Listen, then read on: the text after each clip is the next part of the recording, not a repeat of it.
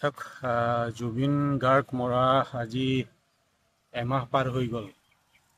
জীয়াই থাকোঁতে জুবিনে কৈছিল পলিটিক্স নকৰিবা বন্ধু, কিন্তু দুৰ্ভাগ্যজনক অতি পৰিতাপৰ কথা, যিগৰাকী জুবিনৰ মৃত্যু আজিও অসমৰ জনগণে আজিও সহ্য কৰিব পৰা নাই। ন্যায় বিচাৰি পেলাই মানে বহু ৰেকৰ্ড কৰিব গৈ আছে অসমৰ জনতাই।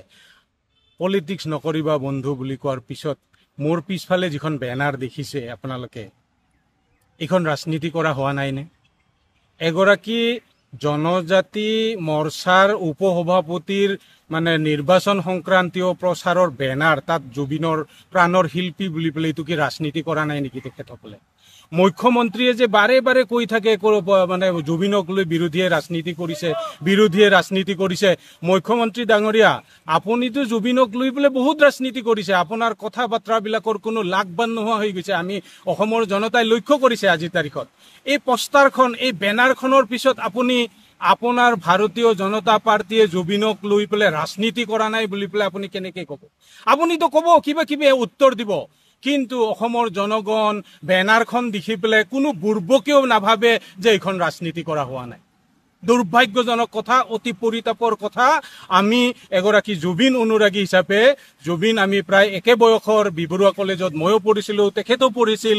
পঢ়ি থকা দিনত আমাৰ কোনো চিনাকি নাছিল, কিন্তু মানে কলেজ এৰি অহা দিনৰ পিছত আমি জুবিনক গম পাইছিলোঁ। ব্যক্তিগত জীৱনত কোনোদিন তেখেতৰ সাক্ষাৎ পোৱা নাই, কিন্তু জুবিনৰ গান ভাল পাওঁ, আজিও ভাল পাওঁ, জীয়াই থকালৈকে ভাল পাম। জুবিনক লৈ পেলাই এই ভাৰতীয় জনতা পাৰ্টীয়ে যিমান ৰাজনীতি কৰিছে, কোনো ৰাজনৈতিক দলে হয়তো এনেকুৱা ঘৃণনীয় ৰাজনীতি কৰা নাই, এনেকুৱা মানে ধুৰন্ধৰ ৰাজনীতি জুবিনক লৈ পেলাই কৰা নাই। যিজন মানুহে পলিটিক্স নকৰিবা বুলি কৈছিল, পলিটিক্সৰ পৰা আঁতৰি আছিল, সিজন মানুহক লৈ পেলাই আজি ভাৰতীয় জনতাৰ পাৰ্টীৰ দৰে ধুৰন্ধৰ ৰাজনীতি অসমৰ কোনো ৰাজনৈতিক দলে হয়তো কৰা নাই, আমি দেখা নাই, অনুভৱ কৰা নাই। কিন্তু এই বেনাৰখনৰ পিছত আজি এই কথাখিনি ক'বৰ কাৰণে বাধ্য হৈছোঁ। আৰু অসমৰ ৰাইজে এই বেনাৰখন দেখাৰ পিছত চিন্তা কৰক, কোনে ৰাজনীতি কৰি আছে। তাৰ উত্তৰ অসমীয়া ৰাইজে দিবৰ কাৰণে চেষ্টা কৰিব বুলি পেলাই মই আশা কৰোঁ। এতিয়া কওক, ৰাজু মেছে এই বকছয়গাঁও যিটো সমষ্টি আছে, বকছয়গাঁও সমষ্টিত ইলেকশ্যনৰ প্ৰতিদ্বন্দ্বী হিচাপে মানে তেওঁ কুচকাৱাজ চলাই আছে।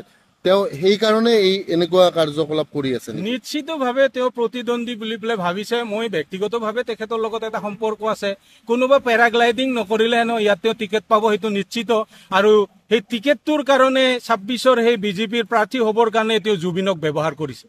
ৰাজনৈতিক দলৰ বেনাৰখনত তেওঁ ব্যৱহাৰ কৰি পেলাই ইয়াতকে আৰু তেখেতৰ মানে কি ক'ম, সেইটো বেপাৰী চৰিত্ৰ আৰু ইখনতকে আৰু বেছি ক'বলগীয়া হয়তো তেখেতৰ বিষয়ে ক'বলগীয়া নাই। অতি দুৰ্ভাগ্যজনক, যিজন মুখ্যমন্ত্ৰীয়ে ৰাজনীতি কৰা বুলি বেলেগক কৈ আছে, ৰাজু মেছে কিয় বুজি পোৱা নাই তেওঁ যে জুবিন গাৰ্গক লৈ পেলাই ৰাজনীতি কৰিছে, সিটো কিয় বুজি পোৱা নাই, সিটোতো মানে অতি দুখ লাগিছে আমাৰ ক'বৰ কাৰণে। দুৰ্ভাগ্যজনক।